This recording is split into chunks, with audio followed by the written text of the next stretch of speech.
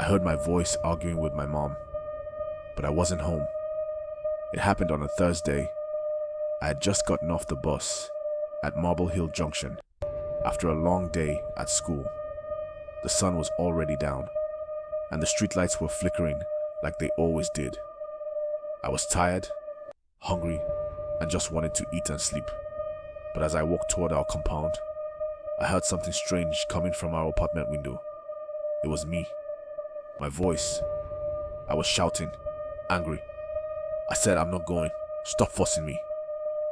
That exact sentence. The same way I said it during a fight with my mom 2 days ago. Word for word. Same tone. Same emotion. But the thing is, I hadn't opened my mouth since I left school. I just stood there, confused. My heart started racing. I looked around, wondering if someone was playing a recording.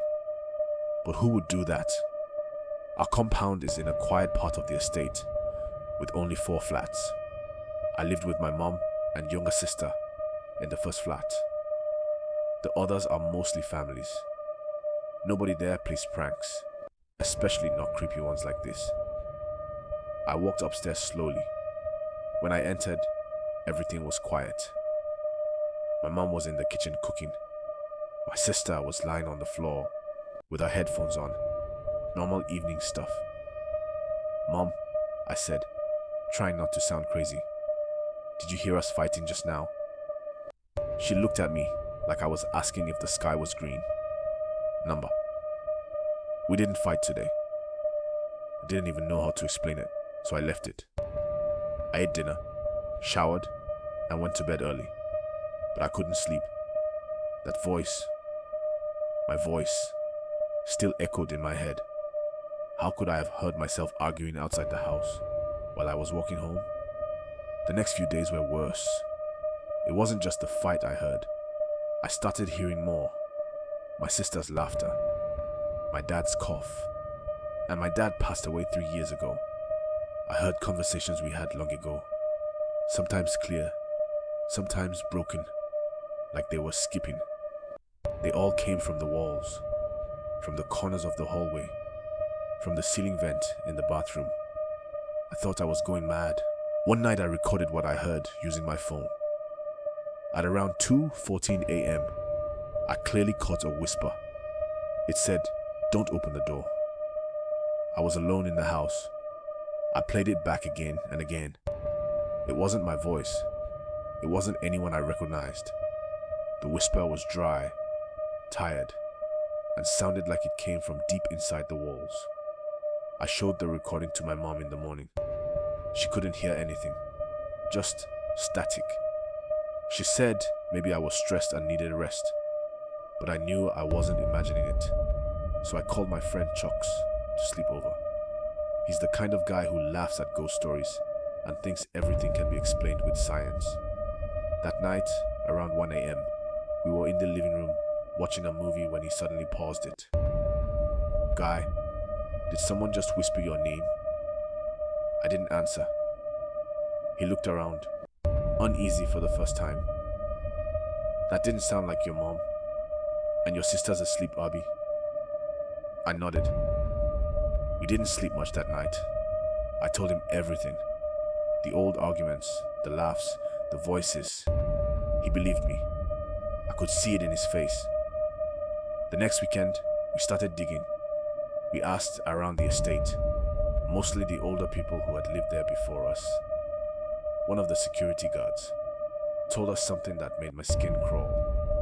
He said before the current landlord bought the building, it used to be a recording studio in the 90s. The place was run by a sound engineer called Mr. Isaac. People said he was obsessed with sound. He recorded everything. His own voice, people's conversations, random background noise. He never stopped. Then one day, he died. Some say it was a power surge. Others whispered about suicide.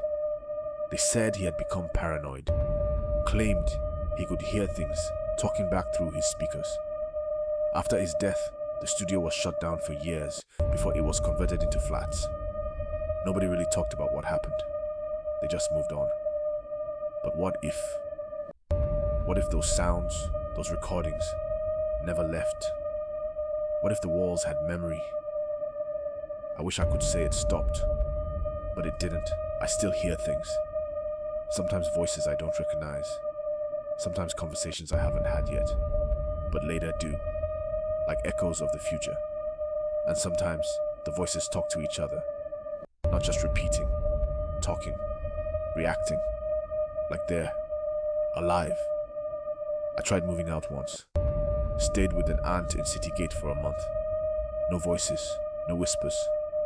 But the moment I came back, even for one night, it started again. The last thing I heard before writing this was my own voice, crying. I haven't cried in months. I don't know what this place is anymore. But I think the city is listening, and it remembers everything.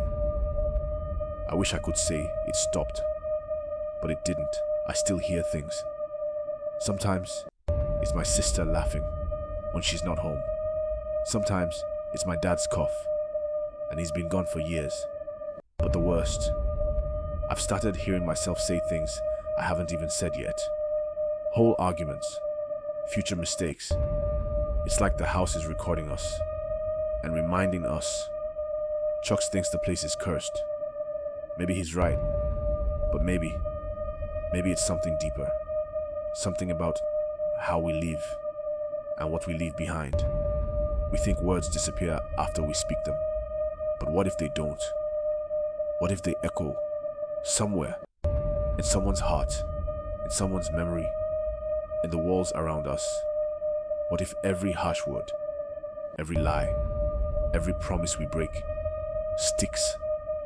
This house taught me something. Everything we say has power, not just in the moment, but in what it becomes. So now, I speak carefully. I listen more. I apologize faster. Because whether or not the walls are alive, someone always remembers. Even if the world forgets, your words don't disappear. They echo. I hope you enjoyed the tale. If so, please like the video, share it with your family and friends, and comment on it. And don't forget to subscribe to the channel and turn on the notification bell for more enchanting tales like this. Thanks for watching.